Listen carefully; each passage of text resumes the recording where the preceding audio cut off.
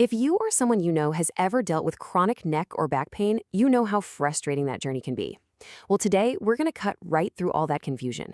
We're going to demystify the super complex world of spinal pain by walking through the latest expert guidelines on how doctors are supposed to diagnose and treat it. We're going to follow the evidence and see how they're solving this really painful mystery. And to really get why this is so important, just get a load of this number. In just 1 decade, the use of certain spinal injections went up by over 300% for Medicare patients. I mean, that is a huge shift toward these kinds of procedures. And it brings up a really big question, right? With all the different parts in the spine, how on earth can a doctor be positive they're treating the right spot? It's kind of like a medical detective story. And getting the right suspect, that's everything. So, for the next few minutes, we're going to follow that detective story. We'll kick things off with the mystery of back pain itself. Then we'll learn how doctors actually pinpoint the problem. We'll explore treatments for the neck and back, and also that often overlooked SI joint. And finally, we'll zoom out and look at the big picture guidelines. All right, so first things first, we have to understand that spinal pain isn't just some minor inconvenience. No way. It is a leading cause of disability all over the world, affecting literally millions and millions of lives. And the source of that pain, it often comes down to just a few key players. So let's meet our main characters here. First up, you've got the facet joints. These are the small, flexible joints between your vertebrae that let you bend and twist. Then we've got the sacroiliac joints, or SI joints for short. Think of these as the heavy-duty shock absorbers that connect your spine to your pelvis. When either of these gets irritated or inflamed, well, that's when they can become major pain generators. So the big question is, how do we figure out which joint is the real culprit? This is where that diagnostic detective work really kicks in, because you can't find the right treatment if you haven't found the right target first. The guidelines lay out a super clear, logical path. It all starts with a clinical exam, talking about your medical history, your symptoms. Next up are what they call provocative tests, where a doctor will physically move you in very specific ways to see if they can trigger that exact same pain you've been feeling.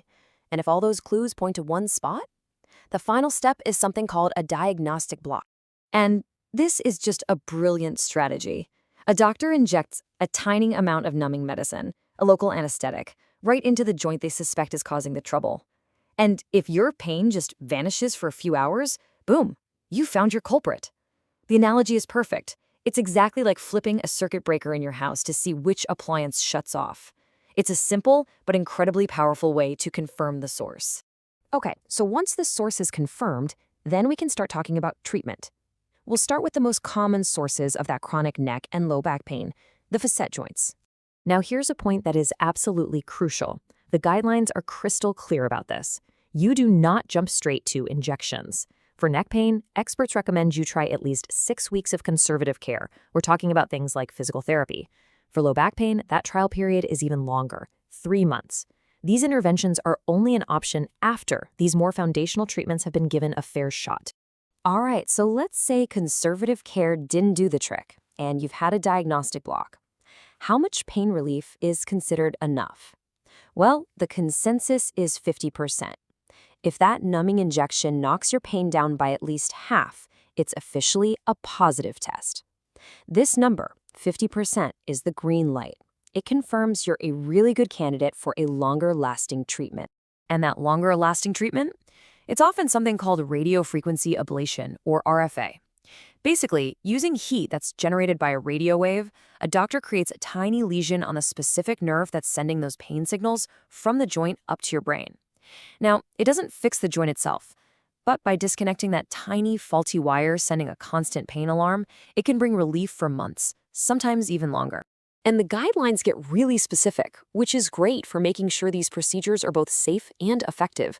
For instance, they recommend a certain type of diagnostic block that targets the precise nerves coming from the joint. And they really stress that these procedures have to be done with image guidance, usually a kind of live X-ray movie called fluoroscopy, just to make absolutely sure that needle is in the perfect spot. Okay, let's switch gears for a second and focus on the sacroiliac joint. This is a super important area because, honestly, it's a huge cause of low back pain that gets missed all the time or gets mistaken for something else, like a disc problem. So how do doctors figure it out? Well, it turns out a simple physical exam is incredibly powerful. Just as the guidelines say, if a patient has pain with 3 or more out of 5 specific physical tests, that's a very, very strong sign that the SI joint is the problem. And here they are. Each of these tests is a specific movement, and they're all designed to do one thing: gently put a little bit of stress on the SI joint. If doing these movements reproduces the patient's typical pain, that's another big clue pointing right at that joint. And hey, does this sound familiar? Just like we saw with the facet joints, the final confirmation comes from, you guessed it, a diagnostic block. The principle is exactly the same. An image-guided injection of numbing medicine is done, and that magic number, 50% or more pain relief, is once again the key that unlocks the diagnosis and clears the path for RFA. Okay, wow, we have covered a lot of ground here. We've gone all the way from diagnosis to treatment for both the facet and the SI joints. So now let's just zoom out for a second and pull it all together. What are the big guiding principles you should take away from all this? If you only remember 4 things from this whole explainer, make it these. Number 1, injections are not step 1. Conservative care, like physical therapy, always comes first. 2, these procedures aren't done flying blind. Image guidance is the standard for safety. 3, you have to confirm the target. Diagnostic blocks are absolutely essential. And 4, for the right patient who's been properly diagnosed, RFA is a proven technique that can provide some serious, lasting relief.